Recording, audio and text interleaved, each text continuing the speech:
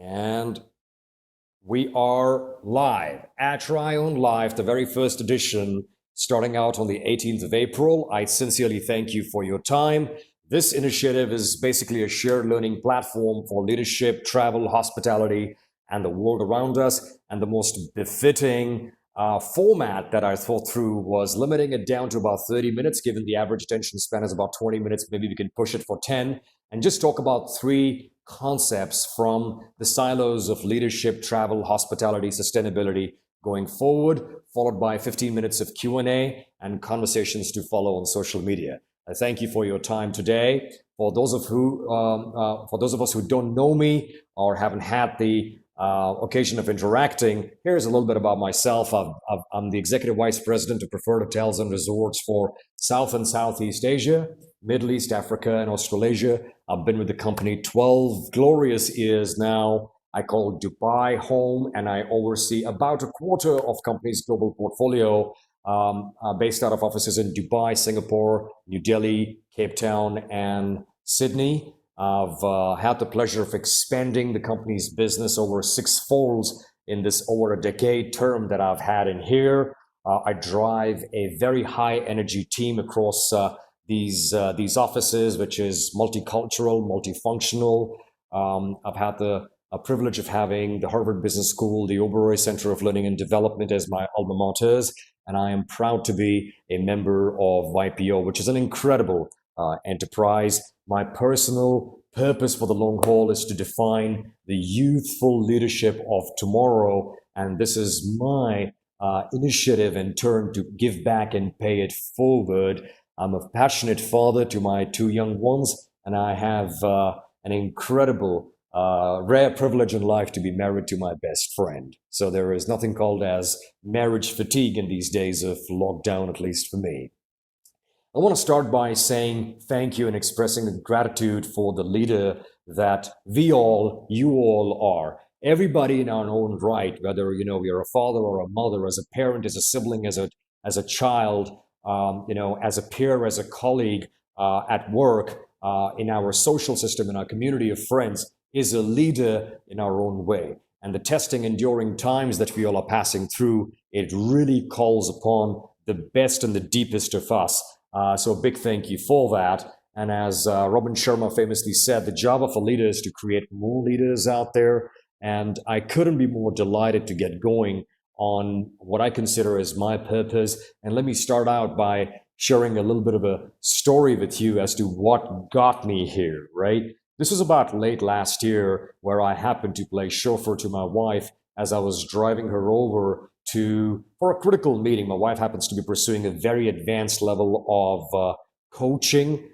She's a life and executive coach at the CEO and a very advanced level. And we were interacting with the couple that basically founded the enterprise, that institute. And I had a perchance interaction with this very accomplished global trainer who asked me what my purpose was. And when I shared with him that my purpose was to give back and mentor young leaders across the trade, across the industry around the world, he just turned around and said, then what's holding you back? And my answer, genuinely so, was that I am just busy acquiring more learnings and experiences so I can share more. And he just turned around and abruptly said, stop lying to yourself. And I thought, what do you mean? I'm not lying to myself. But what he said was very true, that 18, 20 years of my career and my experience, haven't I garnered just enough to start sharing back? So on that note, with that spirit of not knowing it all, but knowing enough, I believe, to start to share and give back is what got me to this point, which just got, further re-emphasized, and the current situation become the compelling catalyst of being a reminder that life is short. And if you've got your calling, your purpose defined, you must get started. So this is me getting started at Try On Life in my purpose pursuit of paying it forward, trying to contribute towards mentoring young leaders of tomorrow. So getting right to it, to the structure of the call today, today's thoughts are divided into three broad buckets of leadership, the topic being crisis leadership, the world around us. We're going to talk about a concept called adversity quotient, and under sustainability, we are going to focus on a concept called Enoughism. Under crisis leadership, what we're witnessing right now, folks, around us is history in the making. None of us were around us during the Great Depression in the 20s and 30s. Well, this call is meant to be for young leaders, so I'm not sure if there's a 75, 80-year-old joining us on the call right now. If there are, welcome to you too. But, none of us were around when the Great Depression happened. Then we had, the 01-02 bust with, propelled by SARS, and the financial recession, the Great Recession around 08-09. But really, guys, nothing of this intensity that has enveloped the world with such velocity has ever been experienced in our life. And this is truly history in the making, because going forward for, time immemorial, the entire future of human race, this event, 2020, the COVID-19 crisis would be looked at as a case study that pivoted, that changed the world forever, right? So then the question is, in such times of crisis when no one knows what to do, right? What do we really do? So we just have to figure it out in real time under a stressful environment. And this is what crisis leadership is all about. There is a concept called, we all know, déjà vu, which is the feeling of familiarity, the feeling of having been there before. The opposite of that is jamais vu, which is never been here before. This is eerie. No one has a playbook to it. No one really has any experience to delve into, right? So what do we do in such a situation? And the way it makes us feel, the feeling of being at a loss, not knowing what to do, is how crisis leadership feels. And this is our new normal. This is the new COVID-19 normal, and it's still evolving. It is still a moving goalpost and an evolving situation, and we must walk along. We must keep our eyes, train our eyes onto this moving target and almost move with it, right? So as a leader, one must stand up and acknowledge, because as a leader in our own way, it does not matter if I'm a steward in a restaurant or a CEO of a company or an employee in a travel enterprise. The leaders in our own right that we are used to having answers. People around us are used to looking up to us for answers, right? So in a situation like this, when we don't, it is okay for the leader to stand and acknowledge that we do not have the answers, as creating any kind of false hope is detrimental to trying to work our way out of the crisis situation. Leaders have to be real and pragmatic. Answers then lie in possibly evolving a process. We must put our faith in the process when no one person has any answers. So how does this evolving process look like? Three potential elements of this process, as propounded by Professor Dutch Leonard of the Harvard Business School, and he ran the class on crisis leadership where I took away a lot of these components from, so all credit to him. The three components are structure, people, and the problem-solving method. Establishing a team, assembling the right people is fundamentally critical. As we assemble these right people, we have to ensure diversity, the diversity of perspective, diversity of the hierarchical levels in the enterprise, and diversity of really the approach to the problem, and then create psychological safety that induces a feeling of inclusiveness and being valued across these groups of people in this team are encouraged and at comfort to bring forward their thought. We did this very interesting case study on the failed Columbia space shuttle and why it failed. And there is actually a video on Google as well on that if you want to go take a look at it, that talks about how there was this one scientist, astroscientist, way down the food chain, who actually, before the mission took off, had pretty much figured out the glitch.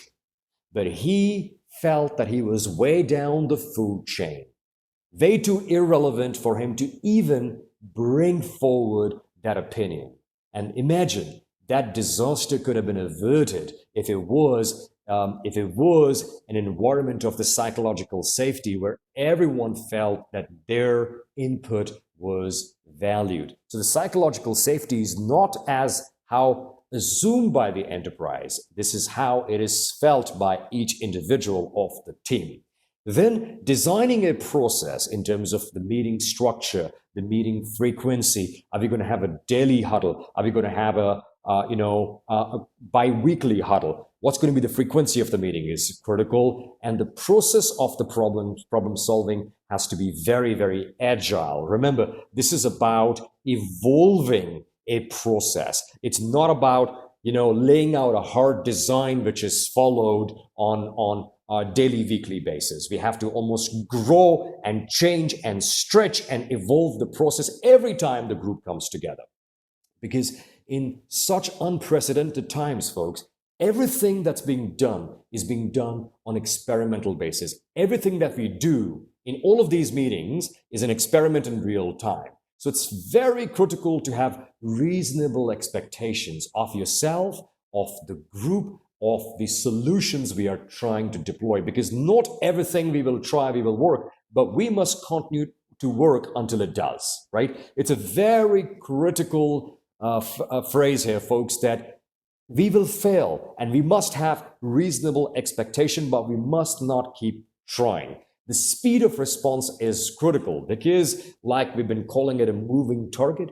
If you don't move with the target, right, before you move, it'll be gone too long and then it's beyond the reach. So the speed becomes key. And that is why a lot of enterprises today, which operate in fragile, dynamic, evolving marketplaces, they actually have a designation called a chief risk officer, whose sole job is to identify potential bust-ups, potential exposures, and de-risk the business going forward. And I put this poster of Al Pacino and Keanu from Devil's Advocate just to bring in a thought of appointing a devil's advocate in every team and process when dealing with crisis, because it's going to be the job of this person to challenge groupthink. Now, groupthink is an interesting concept. We may pick this up in one of the leadership topics in future weeks, which basically is about the yay syndrome. One guy proposes an idea and everyone else in the team, just for the sake of comfort, of convenience, goes yay, yay, yay. Now, that might not be the best idea to be implemented, but the idea gets implemented nonetheless as a victim of groupthink. So it's the devil advocate's job to challenge, bring in the contrary perspective, the opposite way of doing things, just to be the conscious keeper. And there are many researchers out there that very illustratingly make it clear that a team with a devil's advocate allows itself a higher success probability, right? So that was our first topic on crisis management. In summary, lean on a process, evolving process when no one person has the answer. Moving on to the second topic is the world around us, and this is about dealing with adversity. We've all heard of IQ, EQ, CQ, SQ, AQ. IQ and EQ, we all know. CQ is curiosity quotient. SQ is spirituality stroke sustainability quotient. There are two S's in there, and AQ being the adversity question. AQ is the score that measures the ability of a person to deal with adversities in one's life, commonly also known as the science of resilience.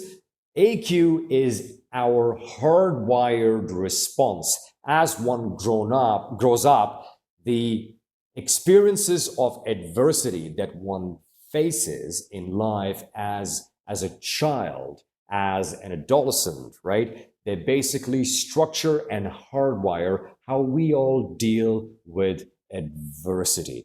And, this is not really about right or wrong, low AQ, high AQ, what kind of score is good. It's not about that. It is about knowing what our own adversity quotient is, right? Because it's not so much about the event, because event is outside our control. It is about our response to the event. Our response to the event is directly influenced by our AQ.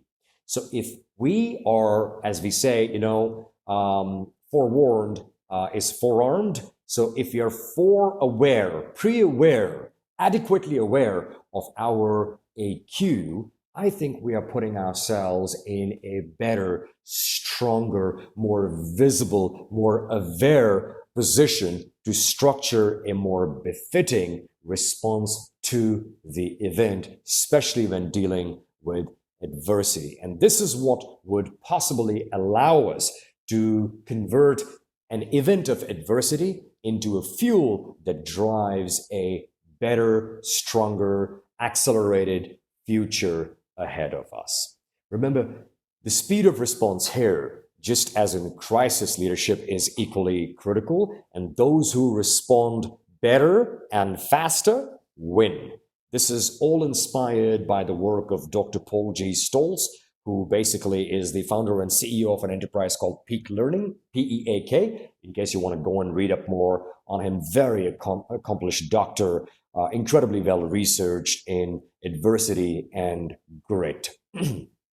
Looking back, the response to the event and the design of solution dealing with adversity should be so powerful that one almost ends up thanking the event for spurring about, bringing about this change and igniting an evolution that changes our own future. Excuse me. Because this is absolutely critical. The world that we've been used to so far, the playbook, the skill set that all of us have deployed to be where we are in life so far, going forward, will not have the same applicability, right? So let's use this event. Let's use this event of diversity to change and repeg, redesign, re-engineer the tools going forward as well. In times of adversity, fostering togetherness is key. We are better together. We are more powerful together in such times. And if the concept of AQ piques your interest, please do look up this link. There is actually a online test that you could take up, very simple, again by Dr. Stoltz. I will be sure to share this link on the social platforms, which will help you determine your own personal AQ rating in there, and hopefully would allow you to stitch a better response to the situation that we are all dealing with. Now, moving on to the third concept of sustainability, and the concept under sustainability we're going to talk about is Enoughism. But before we get to Enoughism, I just want to take a moment. We all know this. Let's just talk about sustainability and let's define what is sustainability. Sustainability is a process or a state that can be preserved in perpetuity, that can be maintained at a certain level for as long as desired or wanted. The pillars of sustainability being economic, social, and environmental. It is sometimes confused with going green. It is way bigger than that. Going green restricts itself to just the environmental part of sustainability, and sustainability is not a colliding concept to economics and being profitable. It is an embracing concept of it. It is a collaborating concept to the social pillar, which is about the culture, the society, the people of it, right? So these three, economic, social, environmental, together,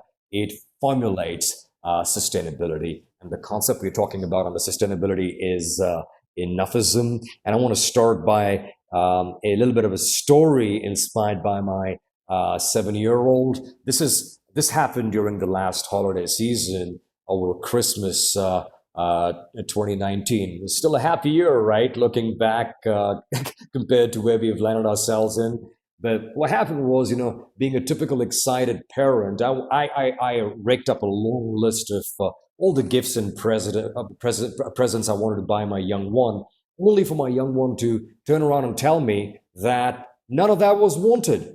And that took me back by surprise. Saying, what do you mean? We're celebrating. So, yeah, we're celebrating, Dad, but I've got pretty much everything I needed. And only two items off that long list were picked up as something which could look good and make for a good Christmas present. And that made me sit back. It was a lesson in reverse mentoring where I was being tutored by my school by my 7-year-old to say, maybe we've reached a tipping point. Maybe, Dad, you've reached a tipping point and you have everything that you need and enough and more, right? And one should at least embed a strong level of filter and evaluation before any buying decision is made. The world around us has been driven so much by the concept of overconsumption. If you look at it, since economies have been thriving last 30, 40, 50 years, right? The marketplace has been booming.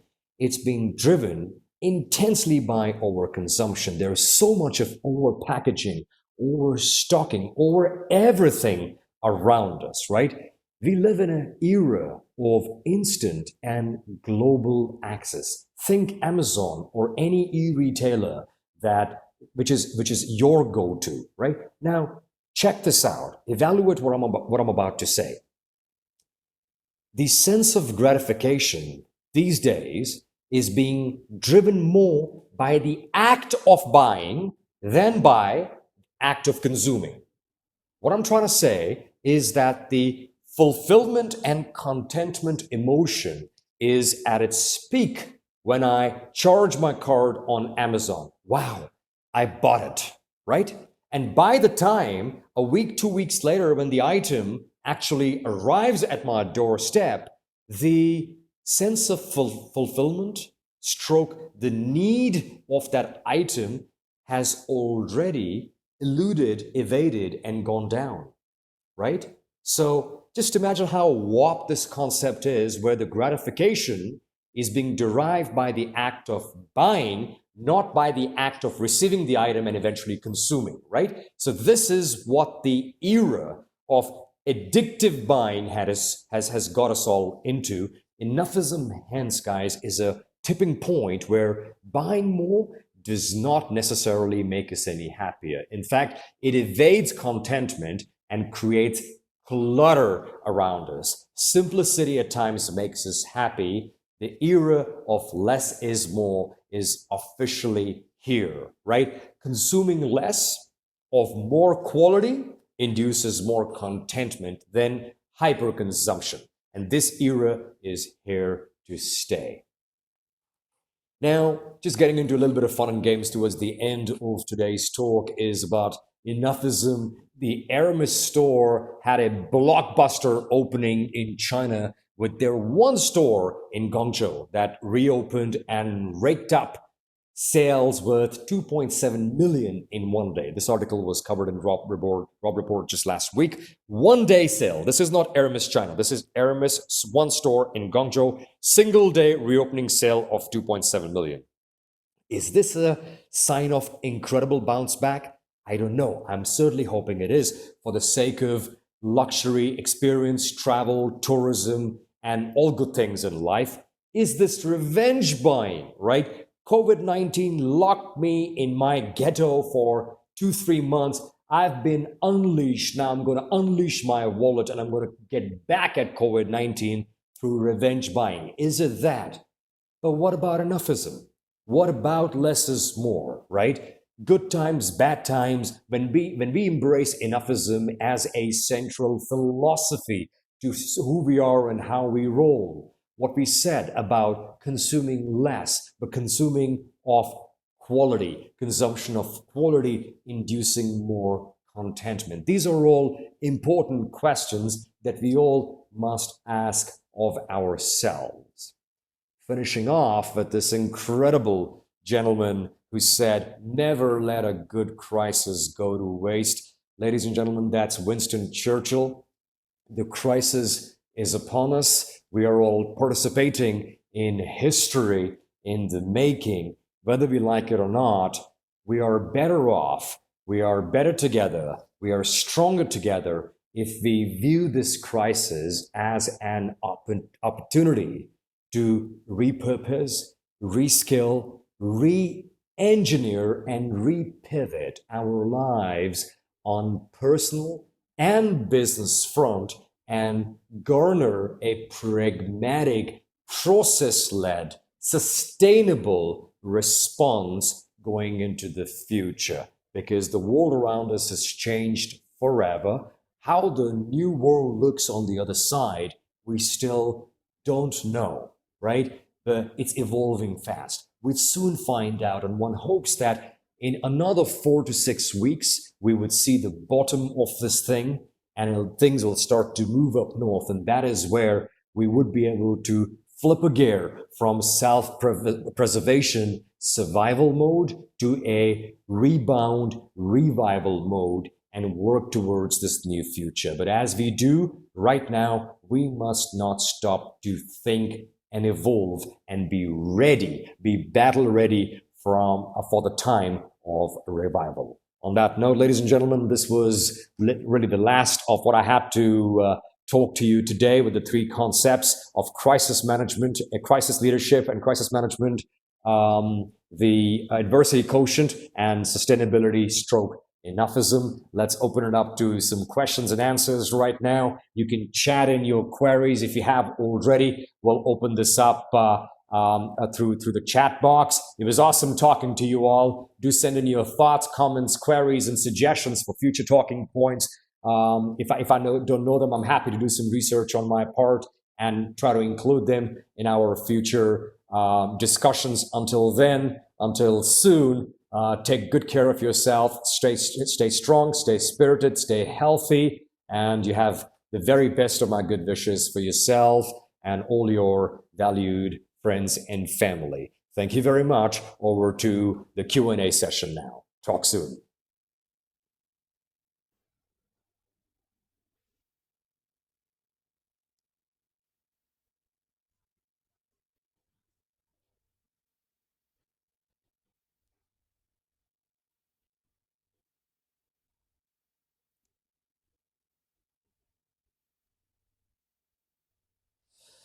Well, thank you for the question. First up, and I may not answer the question in totality because it's a very sensitive, a very critical question from someone who is looking to start out a young career in hospitality and tourism. But let me bring in some thoughts for your consideration.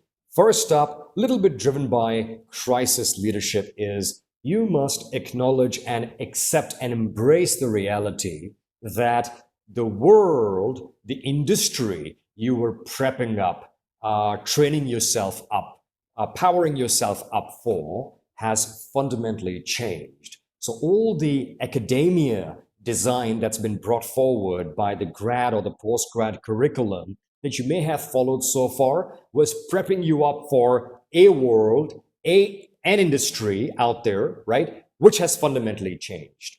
What that means is you must then stretch your learning, stretch your toolbox and playbook to acquire a new set of skill that preps you up, that enables you for the new normal, for the new industry that's going to emerge on the other side of the crisis. So just merely by resolving that emotion that you need to reprep, reskill, repurpose some of your skills is going to put you in a more aware and hence a more empowered spot to launch into a pragmatic manner to the new normal on the other side, right?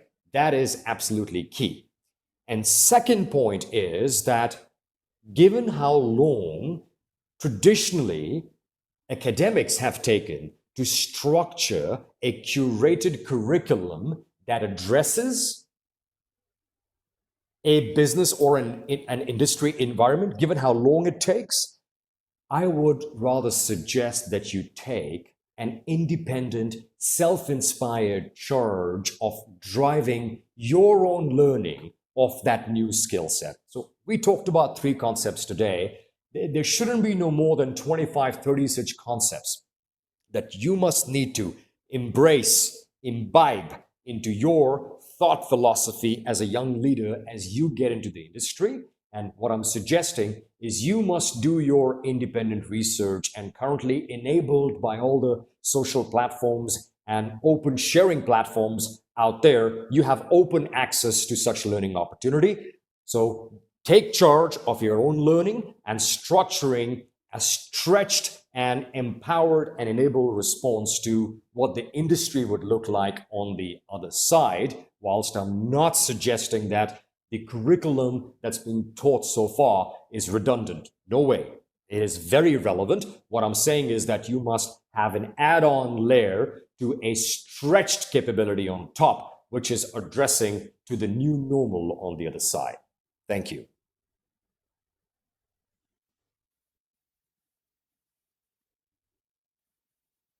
Fantastic. I thank you all for your time. It was awesome talking to you, and wish you all a happy Saturday and a super weekend ahead, and look forward to hopefully talking to you Saturday. It'll be my best endeavor to introduce another of the chats next Saturday, but I'll have that announcement done on the social platform. So thank you all. Closing the call. Good day. Bye-bye.